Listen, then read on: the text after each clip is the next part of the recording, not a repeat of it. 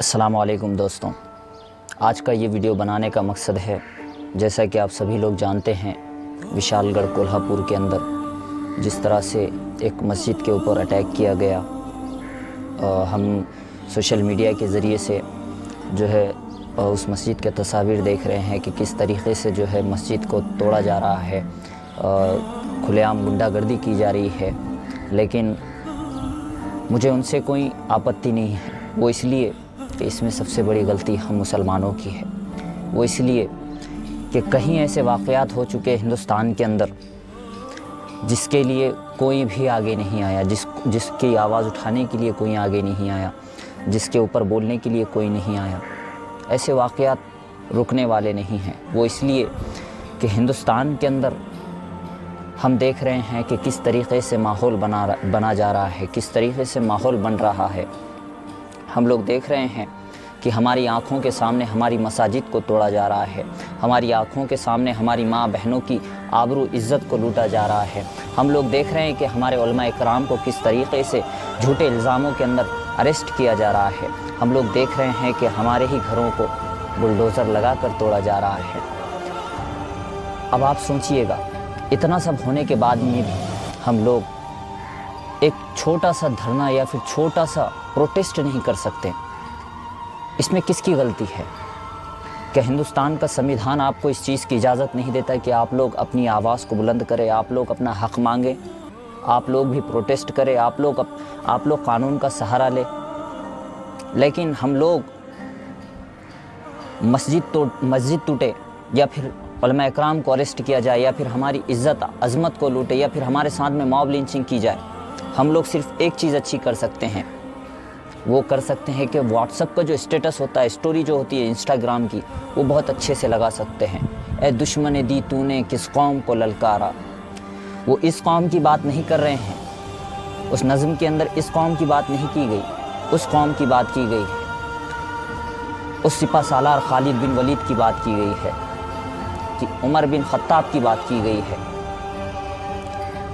उन जाबाज़ों की बात की गई है, उन बहादुरों की बात की गई है। हम जैसे लोगों की बात नहीं की गई।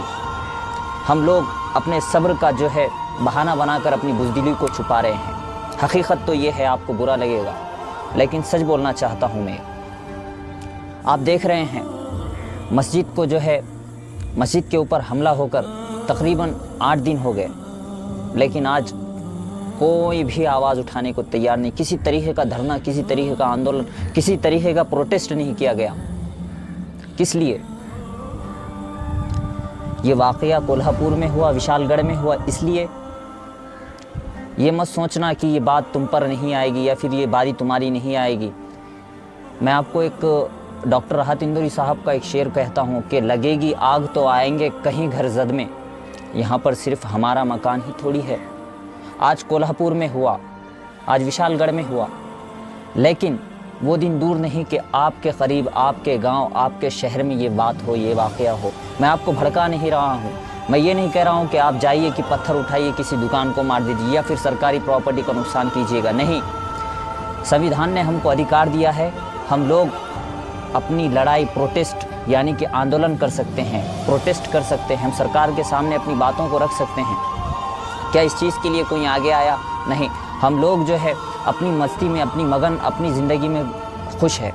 कोई भी मुसलमानों की, कोई भी हमारी मसाजिद की जो है कुरान पाक की जो है जब भी बेइज्जती होती या फिर बेहुरमती होती है, तब हम बोलने के लिए तैयार नहीं। लेकिन हम लोग दिल ही दिल में ये सोचते हैं कि फ़लाँ इंसान ने ऐसा करना चाहिए। अरे वो लीडर किस लिए है? अरे वो उलमा इकराम किस लिए है? अरे आप तो आगे आओ ना। उलमा इकराम नहीं आ रहे हैं, चलो मान लेते हैं लीडर आगे नहीं आ रहे हैं, तो फिर आप आओ ना। आप किस लिए पीछे हो? जब बात स्टेटस लगाने की आती है तब हम बड़ी शान से लगाते हैं, ए दुश्मन दी तूने किस कौम को ललकारा, गुस्ताख नबी की एक सज़ा सरतन से जुदा। अरे हमारे कहीं उलमा इकरामों को जेलों के अंदर डाला गया। हमने सोचे कि चलो वो दूसरे मसलक के हैं, मान लेते हैं दूसरे मसलक के हैं। मुफ्ती सलमान अजहरी साहब को अरेस्ट किया गया, पहले मौलाना कलीम सिद्दीकी साहब को अरेस्ट किया गया, तब भी हम खामोश बैठे। हमारा कहना ऐसा था कि चलो वो दूसरे मसलक के हैं, پھر مفتی سلمان اظہری صاحب کو جو ہے اریسٹ کیا گیا، تب بھی ہم نے کہا کہ وہ دوسرے مسلک کے ہیں۔ ارے مسلک کے چکر میں کہیں ایسا نہ ہو کہ تم لوگوں کو جو ہے اس طرح سے برباد و اجاڑ دیا جائے، اس طرح سے تم کو جو ہے مار دیا جائے، اس طرح سے قتل و غارت کر دی جائے کہ تم لوگوں کی آواز تک اٹھانے کو لوگ سوچے کہ یہ کس مسلک کا ہے۔ مارنے والا یہ نہیں دیکھتا ہے کہ تم کس مسلک کے ہو، بس اس کو یہی پتہ ہے کہ آپ لوگوں نے لا الہ الا اللہ محمد رسول اللہ صلی اللہ علیہ وسلم یہ کلمہ پڑھا ہے۔ میں معافی کے ساتھ کہتا ہوں کہ میں آپ کو اتنا سب بول رہا ہوں، لیکن یہ ہماری غلطیاں ہیں۔